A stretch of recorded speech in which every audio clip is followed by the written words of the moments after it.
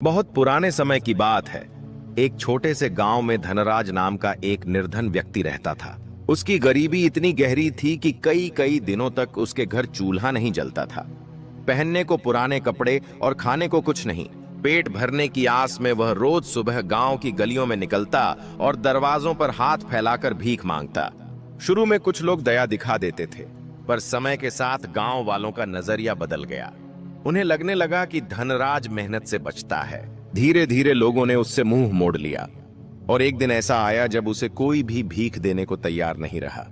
मजबूरी में धनराज अब हर सुबह गांव के बाहर पड़े कूड़े के ढेर के पास जाने लगा। वह वहां कचरा हटाकर देखता कि शायद कुछ खाने लायक मिल जाए। अगर बासी रोटी का टुकड़ा या बाजरे के कुछ दाने मिल जाते तो वही उसका सहारा बनते। कई बार कुछ भी न मिलने पर उसे पूरा दिन भूखा ही गुजारना पड़ता। एक दिन किस्मत ने उस पर हल्की सी मेहरबानी की। जब वह कूड़े में कुछ ढूंढ रहा था तभी उसकी उंगलियों को एक सिक्का लगा। मिट्टी साफ की तो वह 20 पैसों का सिक्का निकला। उसकी आंखों में चमक आ गई। उसने उस सिक्के को अपने फटे हुए कपड़े में कसकर बांध लिया, मानो कोई अनमोल दौलत मिल गई हो। फिर झोपड़ी में लौटकर थोड़ा पानी पिया और थकान से सो गया। अगली सुबह वह फिर उसी जगह पहुंचा। तभी उसने देखा कि एक आदमी अपने कंधे पर बड़ी बांस की टोकरी उठाए जा रहा था। टोकरी के भीतर से जानवरों की हलचल सुनाई दे रही थी। धनराज ने उसे रोककर कहा, भाई जरा बताओ तो सही, इस टोकरी में क्या है? वह आदमी ठहर गया और बोला, इसमें ही मोर हैं, बेचने के लिए ले जा रहा हूं। पास ही दो धनवान व्यक्ति खड़े थे। उनके नाम थे सेठ कैलाश दत्त और सेठ त्रिवेणी प्रसाद। दोनों धनराज की हालत देखकर हंस पड़े। एक ने तिरस्कार भरे स्वर में कहा, अरे भाई, इसे क्यों दिखा रहे हो? यह तो खुद एक वक्त की रोटी का मोहताज है। भला यह तुम्हारे ही मोर कैसे खरीदेगा? उस व्यक्ति ने गंभीर स्वर में कहा, मुझे तो अपना सामान बेचना है। जिसने बुलाया है उसके पास जाना ही मेरा धर्म है। यह सुनकर पास खड़े दोनों रईस फिर ताने कसने लगे। यह आदमी रोज कूड़े के ढेर से दाने बीनता है और उसी से पेट भरता है, एक सेठ बोला। दूसरा हंसते हुए बोला, अगर इसके पास पैसे होते तो पहले खुद के लिए खाना खरीदता। भला यह कोई मोर क्या खरीदेगा? उनकी बातों पर धनराज ने कोई ध्यान नहीं दिया। वह चुपचाप खड़ा रहा। उसने अपने फटे कपड़े की गांठ खोली और उसमें से वही 20 पैसों का सिक्का निकालकर मोर बेचने वाले के सामने रख दिया। वह बोला, भाई, इन्हीं 20 पैसों में मुझे एक मोर दे दो। यह सुनते ही दोनों अमीर जोर से हंस पड़े। मजाक उड़ाते हुए एक सेठ ने धनराज के गाल पर हल्की सी चपत मार दी। धनराज का चेहरा शांत ही रहा। उसने नम्र लेकिन दृढ़ स्वर में कहा, तुमने मुझे क्यों मारा? मैंने तुम्हारा क्या बिगाड़ा है? मैंने तो सिर्फ इस आदमी से मोर खरीदने की बात की है। यह सब देखकर मोर बेचने वाला कुछ पल चुप रहा। फिर उसने टोकरी खोली और उसमें से एक नन्हा सा नीले हरे पंखों वाला मोर का बच्चा बाहर निकाला। उसने उसे धनराज की हथेलियों में रखते हुए कहा, ले भाई, आज से यह तुम्हारा हुआ। इसका नाम मैं नीलू रखता हूं। इसके बाद वह मुस्कुराते हुए दोनों सेठों की ओर मुड़ा और बोला, अभी तो तुम लोग कह रहे थे कि यह गरीब कुछ खरीद नहीं सकता, लेकिन देखो, जिसे तुम सबसे कमजोर समझते थे उसी ने अपने पैसों से मोर खरीद लिया। यह सुनते ही दोनों अमीर शर्मिंदा हो गए और बिना कुछ बोले वहां से चले गए। मोर बेचने वाला यह सब देखकर मुस्कुराया और फिर बिना देर किए अपनी राह पकड़ ली। धनराज वहीं कूड़े के ढेर के पास बैठ गया और हाथों से कचरा हटाकर दाने खोजने लगा। थोड़ी देर में उसे कुछ बाजरे के दाने मिल गए। उसने मन ही मन सोचा, इनमें से थोड़ा मैं खा लूंगा और बाकी अपने मोर नीलू को खिला दूंगा। इसके बाद वह नन्हे मोर को संभालते हुए अपनी झोपड़ी की ओर लौट पड़ा। घर पहुंचकर उसने जमीन पर एक पुरानी चटाई बिछाई और मोर को अपने पास बैठा लिया।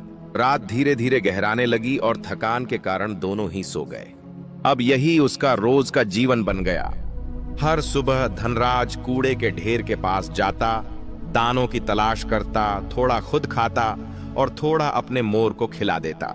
दिन भर दोनों साथ रहते और शाम होते ही उसी चटाई पर एक दूसरे के पास सो जाते। यह क्रम कई महीनों तक यूं ही चलता रहा, लेकिन एक रात कुछ ऐसा हुआ जिसने सब कुछ बदल दिया। आधी रात को धनराज की नींद अचानक खुल गई। उसे लगा जैसे कोई धीमे स्वर में उसे पुकार रहा हो, मालिक, मालिक, मेरी बात सुनो। यह सुनते ही धनराज घबरा गया। वह उठकर बैठ गया और बोला, कौन है जो मुझे इस अंधेरी रात में मालिक कहकर बुला रहा है? तभी फिर वही आवाज आई, मालिक मैं हूं, आपका मोर नीलू। इतना सुनते ही धनराज का शरीर कांप उठा। उसका चेहरा डर से सफेद पड़ गया और वह समझ नहीं पा रहा था कि यह सपना है या कोई अनहोनी। धनराज ने घबराकर चारों ओर नजर दौड़ाई, लेकिन झोपड़ी के भीतर उसे कोई दिखाई नहीं दिया। तभी फिर वही धीमी सी आवाज गूंजी, मालिक मैं हूं, आपका मोर। यह सुनते ही धनराज के पैरों तले जमीन खिसक गई। वह कांपते स्वर में बोला, हे भगवान, यह कैसे संभव है? क्या मैं सपना देख रहा हूं या सचमुच जाग रहा हूं? भला कोई मोर इंसानों की तरह कैसे बोल सकता है? तभी मोर हल्की हंसी के साथ बोला, मालिक डरने की कोई जरूरत नहीं है, यह तो बस शुरुआत है। आगे आपको और भी हैरान करने वाली बातें देखने को मिलेंगी, लेकिन पहले मेरी एक बात ध्यान से सुन लीजिए। धनराज ने डरते डरते कहा, हाँ बोलो, अब तुम्हारी बात सुने बिना तो मुझसे रहा ही नहीं जा रहा। मोर ने शांत स्वर में कहा, मालिक मैं आपको छोड़कर कभी नहीं जाऊंगा। मैंने खुद आपको अपना स्वामी चुना है, लेकिन एक समस्या है। आप रोज कूड़े के ढेर से दाने चुनकर लाते हैं और मैं एक पक्षी हूं। अगर हर समय यहीं पड़ा रहूंगा तो ठीक से जी नहीं पाऊंगा, इसलिए मुझे दिन में बाहर जाने की अनुमति दे दीजिए। मैं वचन देता हूं कि हर शाम आपके पास लौट आऊंगा। धनराज का मन आशंका से भर गया।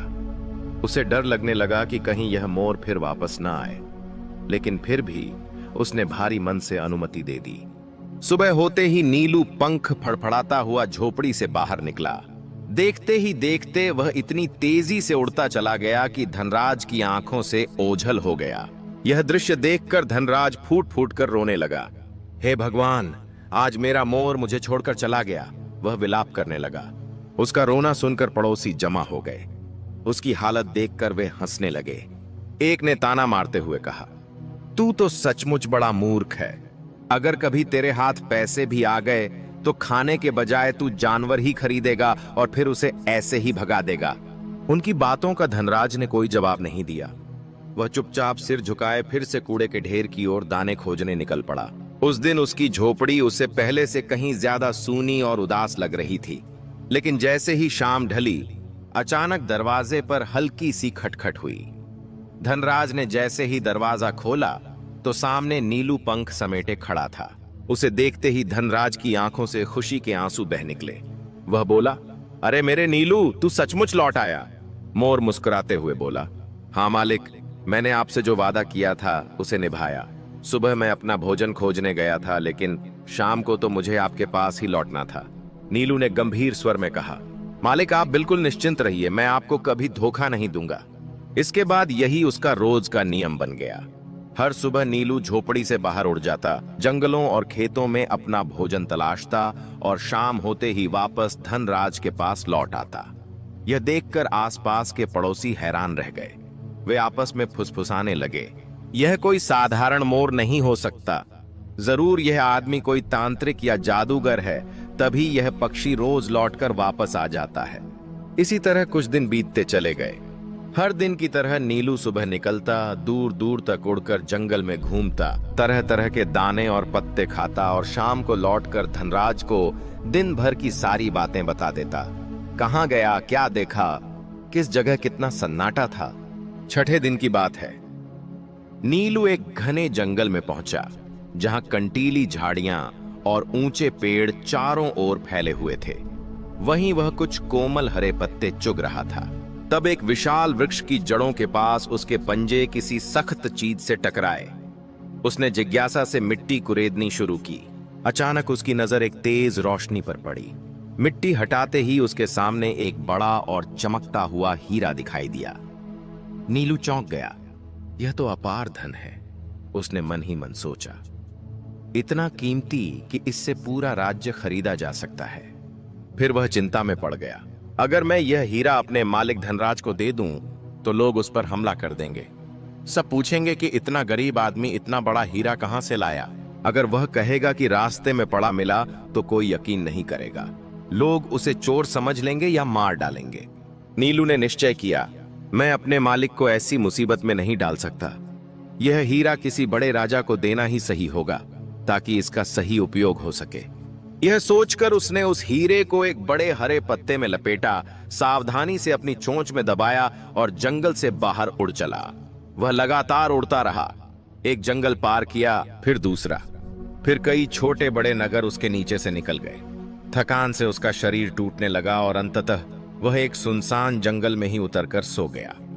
अगले दिन भी वही हुआ। तीसरा दिन बीत गया, फिर चौथा दिन भी निकल गया। हर सुबह की तरह नीलू फिर से उड़ चला। इस बार कुछ दूरी तय करने के बाद उसे नीचे एक छोटा सा घर दिखाई दिया। वह आगे बढ़ा तो घरों की संख्या बढ़ती चली गई। थोड़ी ही देर में वह एक विशाल नगर के ऊपर पहुंच गया। शहर के बीचों बीच एक चौड़ी सड़क सीधी एक भव्य राजमहल की ओर जाती दिख रही थी। नगर के लोग हैरानी से ऊपर देखने लगे। अरे देखो, एक मोर अपनी चोंच में कुछ दबाए इतनी तेजी से उड़ता जा रहा है। लोग आपस में बातें करने लगे कि आखिर माजरा क्या है। नीलू बिना रुके सीधे उस नगर के राजा महाराज सत्यवर्मा के महल तक जा पहुंचा। उस समय राजा महल के मुख्य द्वार के पास बैठकर प्रजा की बातें सुन रहे थे। नीलू ने कुछ दूरी पर उतरकर अपनी चोंच में दबा हुआ पत्ते में लिपटा हीरा जमीन पर रख दिया और थकान से वहीं बैठ गया। फिर उसने पूरी ताकत से आवाज लगाई, कोई है, कोई है। राजा चौंक गए। उन्होंने सेवकों से पूछा, यह कैसी आवाज है, जाकर देखो। सेवक बाहर आए तो हैरान रह गए। महाराज, यह तो एक मोर है, उन्होंने कहा। राजा ने तुरंत आदेश दिया, तो देर किस बात की, इसे भीतर लेकर आओ। मैं इस बोलने वाले मोर को स्वयं देखना चाहता हूं। सेवक नीलू को आदर से भीतर ले आए। नीलू धीरे धीरे महल के अंदर पहुंचा और पत्ते में लिपटा हुआ हीरा राजा के चरणों में रख दिया। फिर सिर झुकाकर बोला, महाराज की जय हो। राजा ने प्रसन्न होकर उसे आशीर्वाद दिया और सेवकों से कहा, जल्दी से एक सुंदर कालीन और मुलायम तकिया ले आओ। हमारे अतिथि को सम्मान से बैठाओ। नीलू ने गंभीर स्वर में उत्तर दिया, महाराज, मैं आपके पास एक विशेष प्रस्ताव लेकर आया हूं। यह हीरा मेरे स्वामी धनराज की ओर से आपको भेंट किया गया है। उन्होंने सुना है कि आपकी एक अत्यंत सुशील और सुंदर पुत्री है। उसी संबंध में यह छोटी सी भेंट स्वीकार करने की विनती है। दोस्तों, जैसे ही महाराज सत्यवर्मा की नजर उस हीरे पर पड़ी, वे कुछ क्षणों के लिए स्तब्ध रह गए। मन ही मन बोले, इतना विशाल और चमकदार हीरा, और यह इसे छोटी सी भेंट कह रहा है। राजा ने मुस्कुराते हुए नीलू से कहा, यह भेंट तो अत्यंत मूल्यवान है। मैं प्रसन्नता पूर्वक अपनी पुत्री का विवाह तुम्हारे स्वामी धनराज से करने को तैयार हूं। मुझे उनसे और कुछ नहीं चाहिए। वे चाहें तो खाली हाथ भी मेरे महल आ सकते हैं। अगर उनके पास और गहने हों तो उन्हें अपने पास ही रखें। नीलू ने आदर से सिर झुकाया और बोला, महाराज, मैं आपकी यह बात अपने मालिक तक ज्यों की त्यों पहुंचा दूंगा। हम 141 दिनों के भीतर पुनः यहाँ उपस्थित होंगे। इतना कहकर उसने राजा को प्रणाम किया और महल से बाहर निकल पड़ा। उधर धनराज के दिन बड़े कठिनाई से कट रहे थे। नीलू कई दिनों से घर नहीं लौटा था। वह कभी गांव की गलियों में भटकता, कभी जंगलों में उसे खोजता फिरता। पड़ोसी उसका मजाक उड़ाते, तेरा मोर तो उड़ गया, हमने कहा था जानवर पालना तेरे बस की बात नहीं। एक शाम जब वह थककर सोने की तैयारी कर रहा था, तभी दरवाजे पर हल्की सी आहट हुई। जैसे ही उसने दरवाजा खोला, नीलू भीतर आ गया। उसे देखते ही धनराज खुशी से उछल पड़ा। उसने मोर को कसकर सीने से लगा लिया। उसकी आंखों से आंसू बहने लगे। नीलू ने प्यार से कहा, मालिक, अब बस कीजिए, मेरे लिए इतना मत रोइए। मैं आपके लिए बहुत बड़ी खुशखबरी लेकर आया हूं। धनराज ने कांपते स्वर में कहा, मैं तो समझ बैठा था कि तू इस दुनिया में नहीं रहा। जल्दी बता, क्या खबर लाया है? नीलू बोला, मालिक, पहले धैर्य रखिए और मेरी हर बात ध्यान से सुनिए। मैंने आपके लिए एक बहुत महत्वपूर्ण काम किया है। अब आपको वही करना होगा जो मैं कहूं। धनराज बिना सोचे बोले, तुम जो कहोगे मैं वही करूंगा। अगर कहो तो पहाड़ से भी कूद जाऊंगा, लेकिन तुम्हारी बात नहीं टालूंगा। नीलू हंसते हुए बोला, इतना बड़ा बलिदान नहीं चाहिए, बस कल सुबह मेरे साथ चलना है। मैं आगे आगे रहूंगा, आप मेरे पीछे चलिए, बाकी सब मैं संभाल लूंगा। उस रात दोनों गहरी नींद में सो गए। सुबह होते ही नीलू आगे आगे उड़ने लगा और धनराज उसके पीछे पीछे चल पड़ा। वे लगातार 5 दिनों तक घने जंगलों से गुजरते रहे। 5वें दिन वे एक शांत नदी के किनारे पहुंचे। वहां पहुंचकर नीलू बोला, मालिक, अब आप यहीं विश्राम कीजिए। नीलू की बात मानकर धनराज वहीं जमीन पर लेट गया। अचानक नीलू का व्यवहार बदल गया। वह धनराज के चारों ओर घूमने लगा और फिर अपनी चोंच से उसे जोर जोर से मारने लगा। धनराज दर्द से कराह उठा। रुको रुको नीलू, मुझे क्यों मार रहे हो? नीलू तुरंत रुक गया और गंभीर स्वर में बोला, मालिक अब बस इतना ही, लेकिन मेरी एक बात ध्यान से सुनिए। जब तक मैं वापस ना आ जाऊं आप यहीं लेटे रहिए, जरा भी हिलना मत। इतना कहकर नीलू पंख फड़फड़ाता हुआ वहां से उड़ गया। उधर सुबह का समय हो चुका था।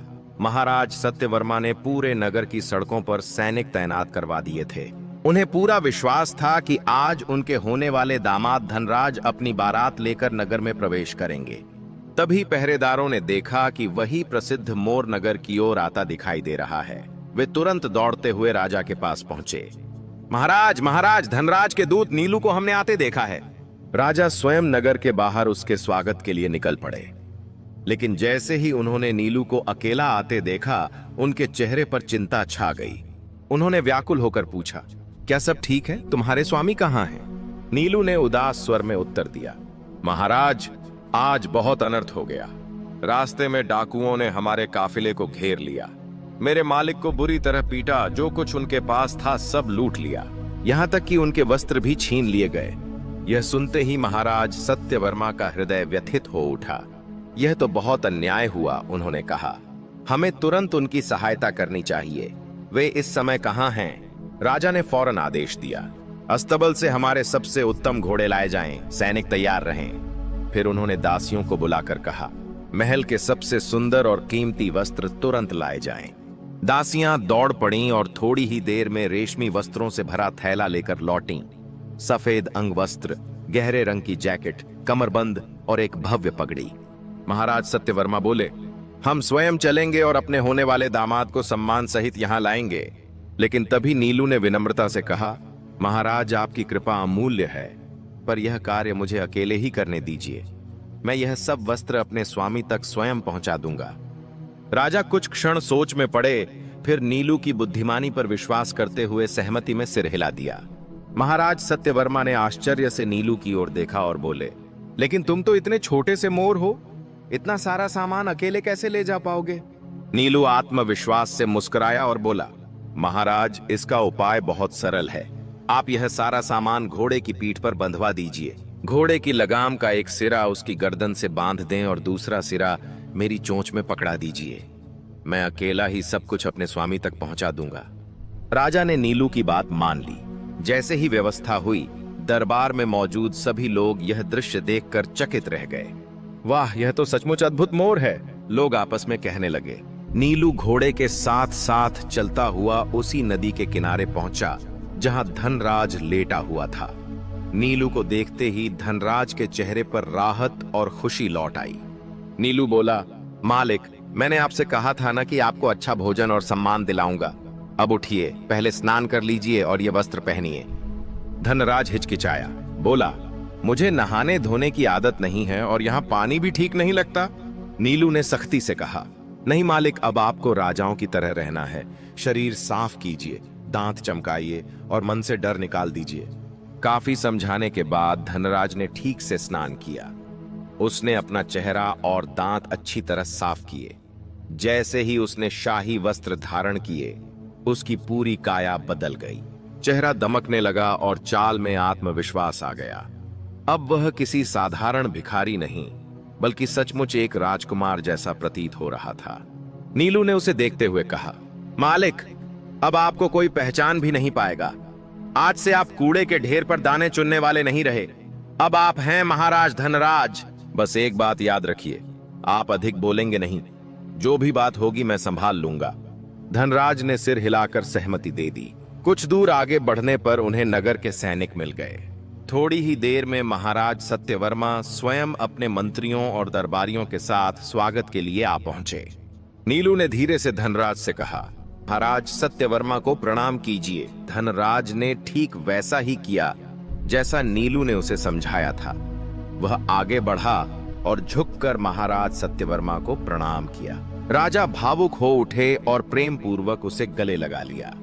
इसके बाद ढोल नगाड़ों और शंखनाद के बीच सभी लोग राजमहल की ओर बढ़ चले। महल में भव्य दावत सजी। चारों ओर आनंद और उल्लास का वातावरण था। रात भर गीत संगीत और हंसी खुशी का दौर चलता रहा।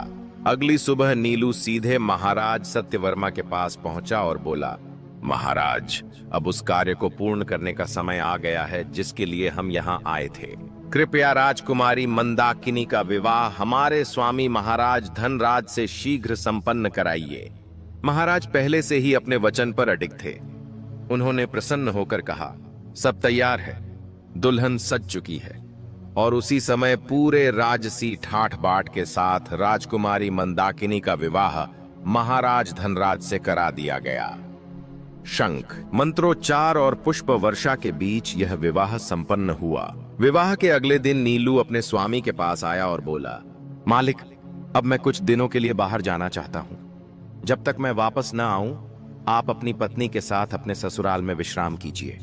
इसके बाद नीलू महाराज सत्यवर्मा के पास गया और आदर से बोला, महाराज, मेरा कार्य यहाँ पूर्ण हो चुका है। मेरे स्वामी ने मुझे अपने पुराने घर की देखभाल के लिए भेजा है। मैं लगभग 1 सप्ताह के लिए बाहर जा रहा हूँ।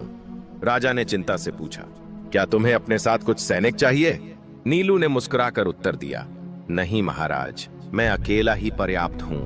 बस जब तक मैं लौट कर ना आऊं, मेरे स्वामी का ध्यान रखिएगा। राजा ने सहमति में सिर हिलाया। नीलू ने सबको प्रणाम किया और अपने सफर पर निकल पड़ा। लेकिन वह अपने पुराने गांव की ओर नहीं गया। महल से निकलकर उसने एक अलग रास्ता चुना। कुछ समय बाद वह एक अत्यंत सुंदर और समृद्ध नगर में पहुंचा। वहां की सड़कें चमकदार थीं, इमारतें ऊंची और बाजार रंग बिरंगे थे। चारों ओर वैभव और चकाचौंध फैली हुई थीं। लेकिन सबसे आश्चर्य की बात यह थी कि उस पूरे नगर में एक भी इंसान दिखाई नहीं दे रहा था। न कोई पुरुष, न स्त्री, न बच्चे। चारों ओर गहरा सन्नाटा पसरा हुआ था।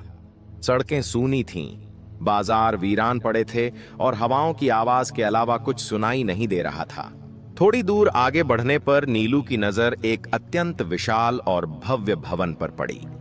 वह मकान नीलम, माणिक और अन्य कीमती पत्थरों से जड़ा हुआ था। उसकी दीवारें इतनी चमक रही थीं कि नीलू ने वैसी रोशनी पहले कभी नहीं देखी थी। वह मन ही मन सोचने लगा, अगर यह घर खाली है तो मेरे मालिक महाराज धनराज के लिए इससे अच्छा स्थान और क्या हो सकता है। लेकिन फिर उसके मन में संदेह भी उठा, इतना सुंदर भवन भला यूं ही खाली कैसे हो सकता है। नीलू ने आगे बढ़कर दरवाजा खटखटाया और ऊंची आवाज में बोला, कोई है यहाँ? उसने कई बार पुकारा लेकिन भीतर से कोई उत्तर नहीं आया। तभी नीलू ने जोर से आवाज लगाई, अरे कोई है क्या? कुछ क्षण बाद भीतर से एक कांपती हुई वृद्धा की आवाज सुनाई दी, कौन है बाहर इतना शोर मचाने वाला? नीलू ने तुरंत उत्तर दिया, दादी माँ, मैं हूं, आपका पोता। यह सुनते ही बूढ़ी स्त्री घबरा गई। उसने कहा, अगर सच में मेरे पोते हो तो तुरंत यहां से चले जाओ। इस स्थान पर रहना खतरनाक है। यहां आकर तुम अपनी और मेरी दोनों की जान जोखिम में डाल दोगे। लेकिन नीलू ने विनम्रता से कहा, दादी माँ, कृपया मुझे भीतर आने दीजिए। मुझे डराकर मत भगाइए। मुझे आपसे कुछ बातें जाननी है। कुछ देर की चुप्पी के बाद दरवाजा धीरे धीरे खुला। बूढ़ी माँ ने नीलू को भीतर बुला लिया। घर के अंदर बैठकर बातचीत करते हुए वह वृद्धा रोने लगी। बेटा, इस जगह की हालत बहुत बुरी है। अगर तुम्हें अपनी जान प्यारी है तो यहाँ मत रुको। मेरे पास रहने के लिए बस यही एक टूटा फूटा कमरा है। यहीं मैं खाना बनाती हूँ और दिन भर डर के साए में जीती हूँ। नीलू ने सहानुभूति से कहा, दादी माँ, मैं आपकी पीड़ा समझता हूँ, लेकिन मैं यहाँ किसी कारण से आया हूँ। मुझे यह जानना है कि यह नगर किसका है और यहाँ ऐसा सन्नाटा क्यों है। आपको किस बात का भय सताता है? यह सुनते ही बूढ़ी स्त्री और भी डर गई। उसने चारों ओर देखा और धीमी आवाज में कहा, बेटा, इस नगर में असीम खजाना छिपा हुआ है। बूढ़ी माँ ने कांपती आवाज में आगे बताया, बेटा, यहाँ घोड़े, रथ और अनगिनत धन संपत्ति तो बहुत है, लेकिन इन सब का मालिक कोई इंसान नहीं है। इस पूरे नगर पर एक विशाल नाग का राज है। उसका नाम है काली नाग। वही इस खजाने का स्वामी भी है और रक्षक भी। इसी भवन को उसने अपना निवास बना रखा है। यह सुनकर नीलू ने गंभीरता से पूछा, दादी माँ, क्या वह नाग बहुत विशाल और शक्तिशाली है? उसके पास कोई रक्षा या हथियार भी हैं क्या? बूढ़ी स्त्री की आंखों में डर उतर आया। हाँ बेटा, वह बेहद भयानक है। जब भी वह बाहर निकलता है तो अचानक तेज हवाएं चलने लगती हैं। आकाश में धूल भर जाती है, मानो कोई भयंकर तूफान आ रहा हो।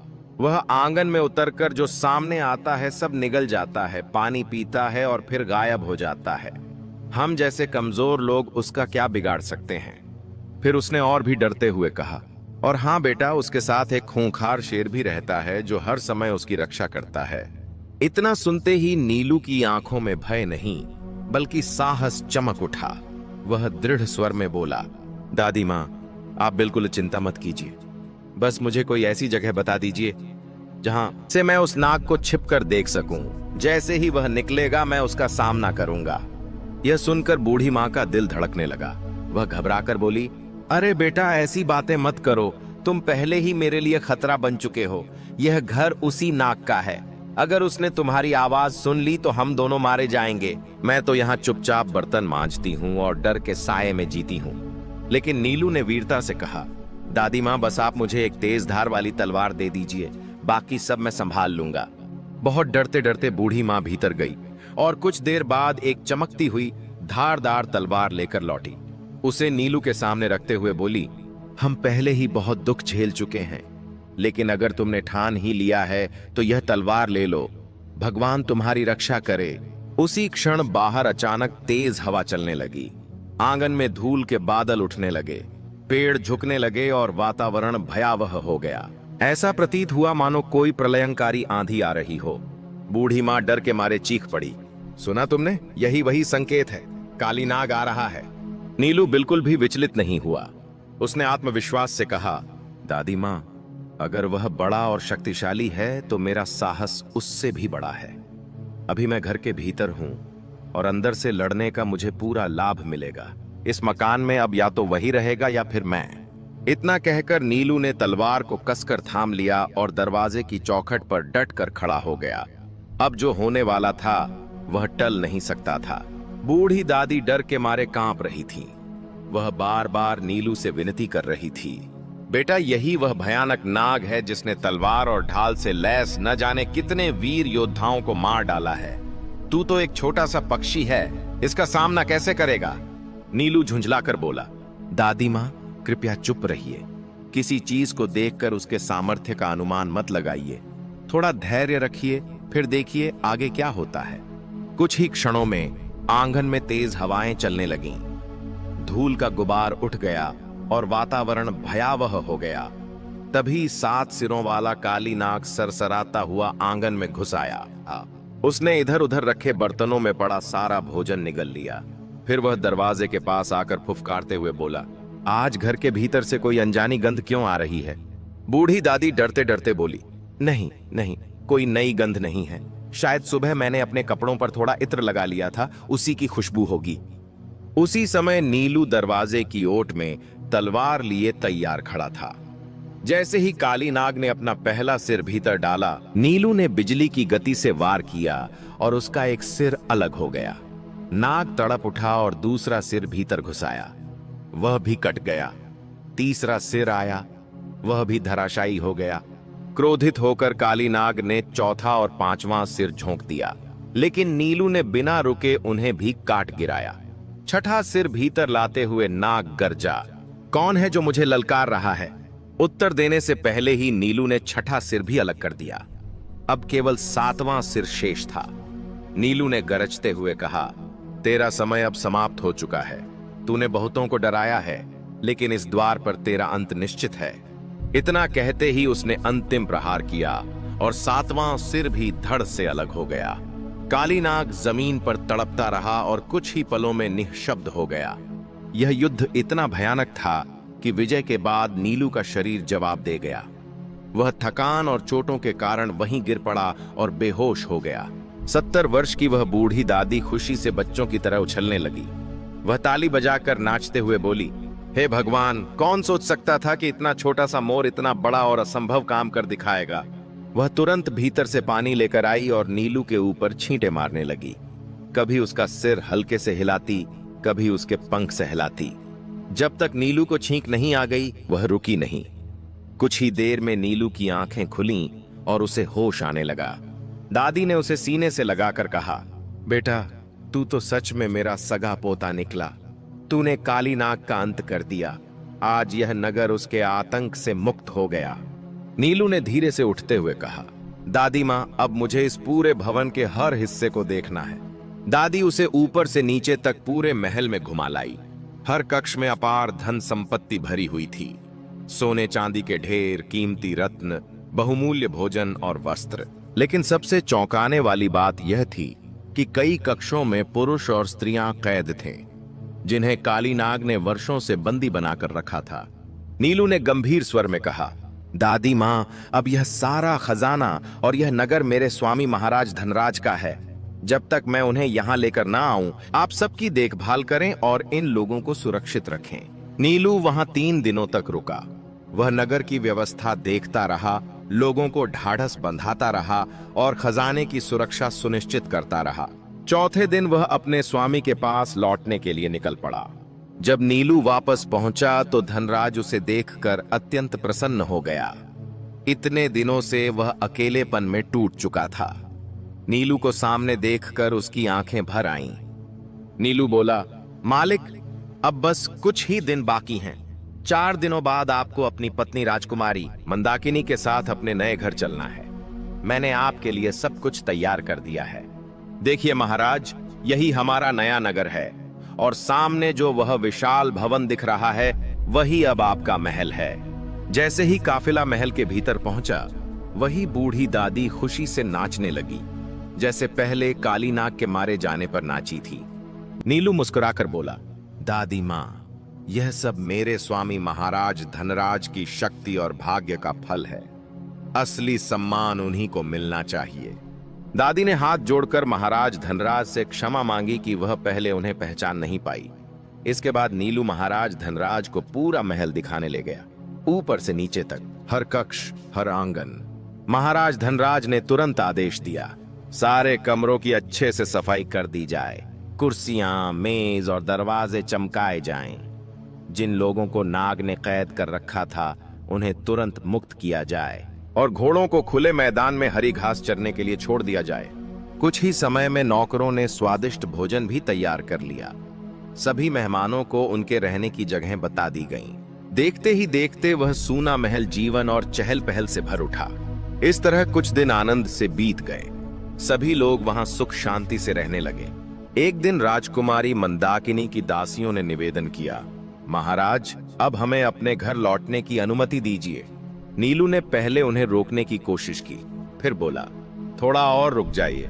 लेकिन जब वे नहीं मानी तो नीलू ने उन्हें बहुमूल्य भेंट और उपहार देकर विदा किया। इससे उनके मन में नीलू के प्रति और भी अधिक सम्मान भर गया। एक शाम नीलू ने दादी से धीमे स्वर में कहा, दादी माँ, कभी कभी मुझे लगता है कि मेरे स्वामी बहुत भोले हैं। मैंने उनके लिए जान जोखिम में डाली, उनका जीवन बदला, नगर और खजाना दिलाया, इतना बड़ा महल दिया, लेकिन उन्होंने कभी यह नहीं पूछा कि यह सब कहां से आया, किसका था और मैंने यह सब कैसे पाया। वह कुछ पल चुप रहा, फिर बोला, कभी कभी मन में आता है कि शायद लोग ठीक ही कहते हैं। किसी के लिए बहुत ज्यादा अच्छा नहीं करना चाहिए, थोड़ी कठिनाई भी दिखानी चाहिए, तभी इंसान अच्छाई की कीमत समझ पाता है। नीलू ने मन ही मन सोचा, जो करना था मैंने कर दिया, अब देखता हूं कि मेरे लिए ये लोग क्या करते हैं। समय बीतने के साथ एक कड़वा सच सामने आने लगा। महाराज धनराज अब नीलू के उपकारों को लगभग भूल चुके थे। वैभव और रानी मंदाकिनी के प्रेम में डूबकर वे दिन भर महलों के सुख में खोए रहते। नीलू, जिसने उनका भाग्य बदला था, धीरे धीरे उनकी नजरों से ओझल होता चला गया। कुछ ही दिनों बाद एक सुबह नीलू अचानक बहुत बीमार पड़ गया। उसके शरीर में तेज ज्वर था, पंख भारी हो गए थे और पैरों में असहनीय पीड़ा हो रही थी। कमजोर आवाज में उसने दादी से कहा, दादी माँ, कृपया जाकर मेरे मालिक से कह दीजिए कि मेरी हालत बहुत खराब है। दादी व्याकुल होकर ऊपर महल में पहुंची। उस समय महाराज और रानी रेशमी वस्त्रों में सजे बैठे थे। राजा ने उदासीन स्वर में पूछा, क्या बात है बुढ़िया? दादी ने रोते हुए कहा, महाराज, नीलू बहुत बीमार है, उसका शरीर दर्द से टूट रहा है, कृपया चलकर उसे देख लीजिए। यह सुनते ही रानी मंदाकिनी घबरा गईं। अरे, हमारे नीलू को क्या हो गया? वे चिंतित स्वर में बोली। लेकिन महाराज धनराज हल्की हंसी हंसते हुए बोले, इसमें चिंता की क्या बात है? जानवर है, लाल बाजरे का दलिया बना दो, वही खा लेगा। रानी यह सुनकर स्तब्ध रह गईं। क्या आप उसे वही खिलाना चाहते हैं जो मजबूरी में घोड़े भी खाते हैं? उन्होंने भावुक होकर कहा। वह कोई साधारण मोर नहीं है। उसने आपके लिए अपना सब कुछ दांव पर लगाया है। जैसे आंख में पड़ा रेत का कण भी बहुत पीड़ा देता है, वैसे ही उसे कष्ट में देखकर आपको भी दुख होना चाहिए। राजा यह सुनकर क्रोधित हो गया। तुम बहुत बोलने लगी हो, उसने कठोर स्वर में कहा। चावल इंसानों के लिए हैं, उसके लिए लाल बाजरा ही पर्याप्त है। फिर राजा ने दादी की ओर देखकर आदेश दिया, जाओ वही करो जो मैंने कहा है। बेचारी दादी नीचे लौटी। उसकी आंखों से आंसू बह रहे थे। उसने सारी बात नीलू को बता दी। नीलू को अपने कानों पर विश्वास नहीं हुआ। उसने धीमे स्वर में पूछा, दादी मां, क्या उन्होंने सच में यही कहा कि मुझे लाल बाजरे का दलिया दिया जाए? दादी ने सिर झुकाकर उत्तर दिया, हाँ बेटा, यही कहा गया। नीलू ने गहरी सांस ली और बोला, ठीक है दादी मां, शायद लोग सही कहते हैं, फिर भी हमें उन्हें एक मौका और देना चाहिए। कुछ क्षण रुककर वह बोला, आप एक बार फिर ऊपर जाइए और उनसे कहिए कि मेरी हालत बहुत गंभीर है और मैं लाल बाजरे का दलिया नहीं खा सकता। दोस्तों, नीलू की बात सुनकर दादी एक बार फिर भारी मन से महल की सीढ़ियां चढ़ने लगी। ऊपर राजा और रानी खिड़की के पास बैठे आपस में बातें कर रहे थे। राजा ने बिना मुड़े ही कहा, क्या बात है बुढ़िया, फिर क्यों आई हो? दादी ने डरते हुए कहा, महाराज, नीलू सचमुच बहुत अस्वस्थ है। वह लाल बाजरे का दलिया भी नहीं खा पा रहा। यह सुनते ही राजा का चेहरा तमतमा उठा। गुस्से में उसने कठोर शब्द कह दिए, जाओ और उससे साफ कह दो। अगर वह फिर कुछ बोले तो कहना कि तुम्हें कुछ दिखाई नहीं देता। अगर सुनना चाहे तो कह देना कि तुम बाहरी हो चुकी हो। अगर बोलने को कहे तो कहना कि तुम्हारी जबान ने साथ छोड़ दिया है। और अगर चलने के लिए कहे तो बोल देना कि तुम्हारे पैर जवाब दे गए हैं। समझी? उससे कोई बात नहीं करनी है, उसे वहीं पड़ा रहने दो। राजा के ये शब्द सुनकर दादी मानो पत्थर की मूर्ति बन गई। उसकी आंखें खुली की खुली रह गईं। उधर राजकुमारी मंदाकिनी की आंखों से आंसू बहने लगे। राजा ने चौंक कर पूछा, तुम क्यों रो रही हो? रानी ने भारी मन से कहा, जो व्यक्ति दूसरों के उपकार को भूल जाता है वही सबसे बड़ा मूर्ख होता है। फिर वह अपने पति की ओर देखकर बोली, महाराज, आप ऐसा क्यों सोचते हैं? जिस तरह आप नीलू के साथ व्यवहार कर रहे हैं वह मुझे भीतर से तोड़ रहा है। जब भी मैं उसके लिए कुछ अच्छा कहती हूं आपको बुरा लग जाता है। मुझे समझ नहीं आता कि आपकी बुद्धि को क्या हो गया है। यह सुनते ही राजा झूंझला गया। उसने कड़क आवाज में कहा, तुम मुझसे इस तरह बात क्यों कर रही हो? मैं राजा हूं या वह मोर राजा है? अगर वह बीमार है तो मुझे क्यों परेशान किया जा रहा है? मैं ठीक से खा नहीं पा रहा, चैन से सो नहीं पा रहा। हर समय वही मेरे लिए सिरदर्द बना हुआ है। राजा क्रोध में बोला, अगर उसे खाने पीने की चीजें पसंद नहीं हैं तो न खाए, चाहे मर ही क्यों न जाए। मेरे माता पिता मर गए, फिर भी मैं जीवित हूं। क्या मैं उस पक्षी के लिए मर जाऊं जिसे मैंने कभी कुछ पैसों में खरीदा था? इतना कहकर उसने दादी को झिड़कते हुए कहा, जाओ और उससे कह दो कि अपने से बड़ों से बात करने की तमीज सीखे और मुझे बार बार परेशान न करे। बेचारी दादी कांपते कदमों से नीचे उतरी। जैसे ही उसने नीलू को देखा उसका कलेजा फट गया।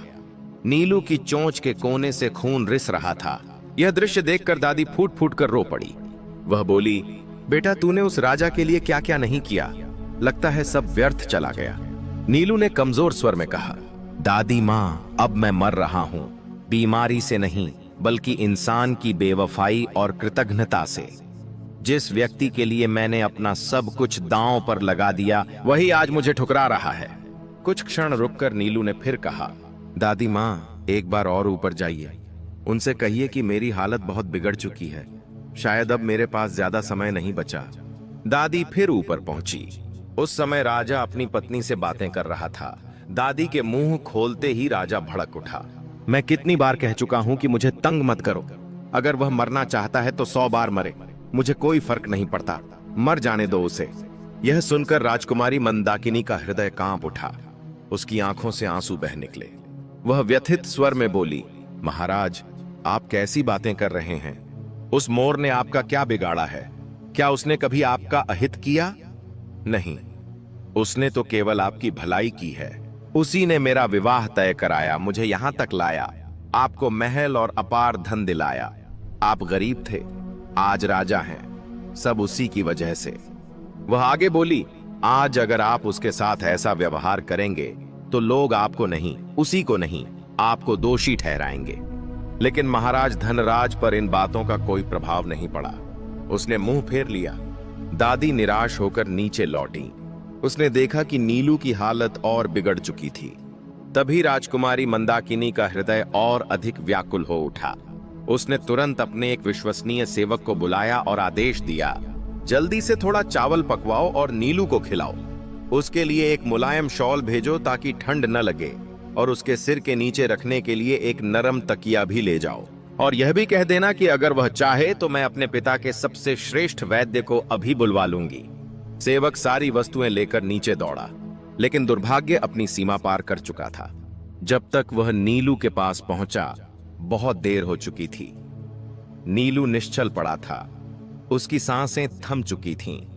जिसने एक नगर को आजाद कराया, खजाने लौटाए, राजा बनाया, वही नीलू अब इस संसार से विदा हो चुका था। जैसे ही यह समाचार फैला कि नीलू नहीं रहा, पूरे महल में कोहराम मच गया। नौकर, दासियां, सैनिक सब भागते हुए आए। कोई रो रहा था, कोई सिर पीट रहा था। शोक का ऐसा दृश्य था मानो कोई महान आत्मा इस दुनिया से चली गई हो। लेकिन महाराज धनराज पर इस सब का कोई असर नहीं पड़ा। वह उदासीन स्वर में बोला, इतना शोर क्यों मचा रखा है? वह तो बस एक छोटा सा पक्षी था जिसे मैंने कभी मामूली पैसों में खरीदा था। तुम लोगों का रोना देखकर तो ऐसा लग रहा है जैसे कोई राजा मर गया हो। उसके शब्द सुनकर राजकुमारी मंदाकिनी फूट फूट कर रो पड़ी। वह कांपती आवाज में बोली, नहीं महाराज, वह कोई साधारण मोर नहीं था। वही नीलू था जिसने आपके लिए सब कुछ त्याग दिया। वही आपके भाग्य का रक्षक था, वही आपका सच्चा मित्र था। राजकुमारी मंदाकिनी रोते हुए बोली, महाराज, वही नीलू था जिसने मेरे लिए आपका हाथ मांगा था। वही मुझे मेरे पिता के घर से यहां तक लेकर आया। आपके पास जो भी वैभव, महल और संपत्ति है, सब उसी की देन है। उसने हर कदम पर आपकी रक्षा की, हर संकट में आपका साथ दिया। और आपने बदले में उसे क्या दिया? कठोर शब्द, अपमान और अंत में उपेक्षा। उसकी आवाज भर्रा गई। और जब वह मर गया तो आपने अपने सेवकों को उसका शरीर कुएं में फेंक देने का आदेश दे दिया।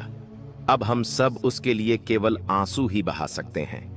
राजा धनराज ने बेरुखी से आदेश दोहराया, उस मोर के शरीर को कुएं में डाल दिया जाए। जिस नीलू ने अपने स्वामी के लिए सब कुछ त्याग दिया था, उसका यही अंत हुआ। राजकुमारी मंदाकिनी का हृदय टूट चुका था। उसी क्षण उसने अपने पिता महाराज सत्यवर्मा को एक पत्र लिखा और अपने विश्वास पात्र दूत के हाथ भेज दिया। पत्र पढ़ते ही महाराज सत्यवर्मा बिना देर किए अपनी बेटी से मिलने चल पड़े। जब वे महल पहुंचे तो उन्हें ज्ञात हुआ कि नीलू की मृत्यु हो चुकी है और उसका शरीर कुएं में फेंक दिया गया है। यह सुनते ही महाराज सत्यवर्मा, राजकुमारी और साथ आए सभी लोग फूट फूट कर रो पड़े। वे तुरंत कुएं के पास पहुंचे और सबने मिलकर नीलू के शरीर को बाहर निकाला। फिर नगर से बाहर एक शांत स्थान पर उसे पूरे सम्मान और विधि विधान से दफनाया गया। उसी रात राजकुमारी मंदाकिनी ने स्वप्न देखा कि वह अपने पिता के महल में है। सुबह जब उसकी आंख खुली तो उसने पाया कि यह सपना नहीं था। वह सचमुच अपने पिता के घर में अपने पुराने कक्ष में सुरक्षित सो रही थी। उधर उसी रात महाराज धनराज को भी एक विचित्र स्वप्न आया।